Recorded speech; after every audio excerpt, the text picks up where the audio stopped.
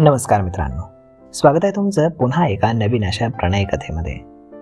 तर मग चला सुरुवात करूयात आजच्या या भागाला. माझं नाव सुजाता आहे. मी पुण्यामध्ये राहते. मी दिसायला खूपच सेक्सी आणि सुंदर आहे. मी 14 वर्षांची असताना मी माझ्या आईचा आणि बाबांचा कार्यक्रम करताना त्यांना पाहिलं होतं. तेव्हा ते करताना आईचे आवाज आजही माझ्या कानामध्ये घुमत आहेत.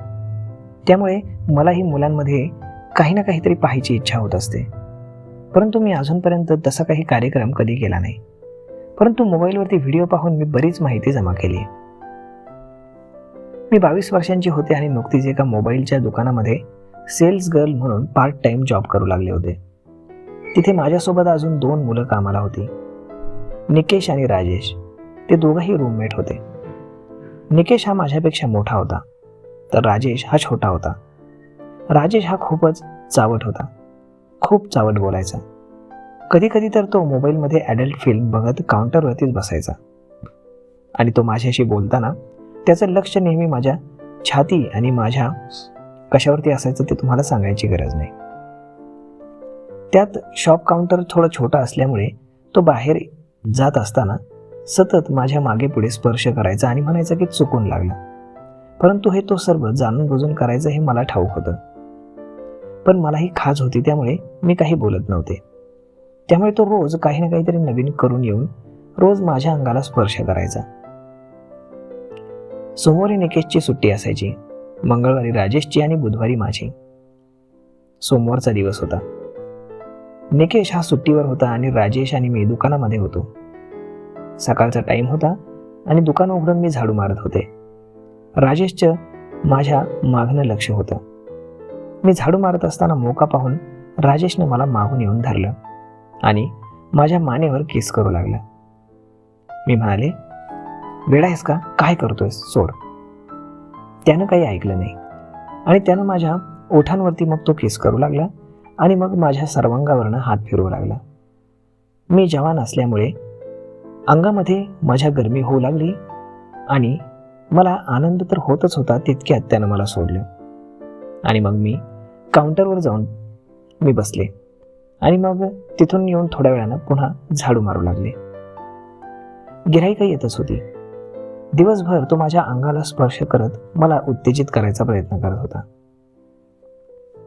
आता दुसरा दिवस, मंगळवार. आज राजेश सुट्टीवर होता. तोच टाइम, 10 वाजले होते. मी नेहमीप्रमाणे झाडू मारत होते.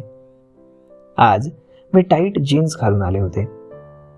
निकेश माझ्याकडे हळूहळू पाहत होता आणि मग तोही हळूहळू माझ्या जवळ आला आणि मला त्यानं पकडलं आणि झाडू हातातून माझ्या काढून घेतला. मी त्याला विरोध करत होते, परंतु तो काही माझं ऐकत नव्हता. मग मी त्याला सांगितलं की मी मालकाला सांगेल. तो म्हणाला, हीच काही मैत्री? काल काय केलंस तू आणि राजेशनं? मला सगळं सांगितलंय राजेशनं. त्यामुळे मी मोठा असल्यामुळे तू काही घाबरू नकोस. आणि तो मला किस करू लागला आणि माझा हात त्याच्या पॅन्टवरती होता.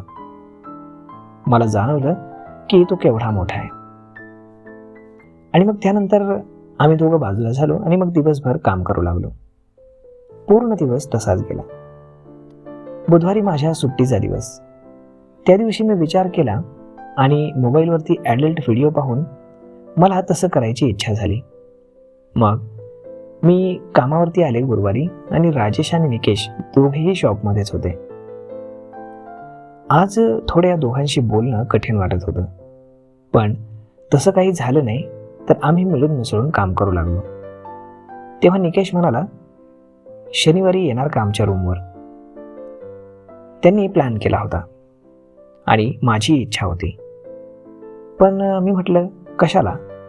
नाही, मी नाही येणार. तेव्हा राजेश म्हणाला, ये ना, रूम दाखवतो, आपण पार्टी करूयात. मग दोघेही माझ्या अंगाला स्पर्श करून बोलू लागले. काही वेळानंतर मग आमचं ठरलं की रूमला जाऊ. त्यांनी विनंती करून माझा होकार मिळवला. मग उजाडला शनिवारचा दिवस. नेहमीसारखे जीन्स आणि वरती ब्लॅक टॉप घालून मी आले. खरं सांगू, तिथे काय होईल याचा विचार करूनच मला पाणी सुटलं होतं. आज काय होणार हे जवळजवळ ठरलेलंच होतं. दुकान 3 वाजता बंद करून दोघांनी मला रूमवरती आणलं. रूमवर आम्ही फ्रेश वगैरे झालो आणि मग आम्ही जेवण केलं. बोलता बोलता ह्यांचे हात चालू झाले. यांनी मला सोफ्यावर बसवलं आणि दोघेही माझ्या दोन्ही बाजूला बसले. त्यानंतर दोघेही माझ्या जवळ येऊन माझ्या मांडीवरून हात फिरवू लागले. मीही आता गरम होऊ लागले होते. राजेशनं मला पकडलं आणि मान खाली करून तो किस करू लागला. निकेश माझ्या मांडीवरनं हात फिरवत होता. माझेही हात आता हलू लागले होते. आणि मग त्यानंतर मी पाहिलं की आता पुढे काय होतंय.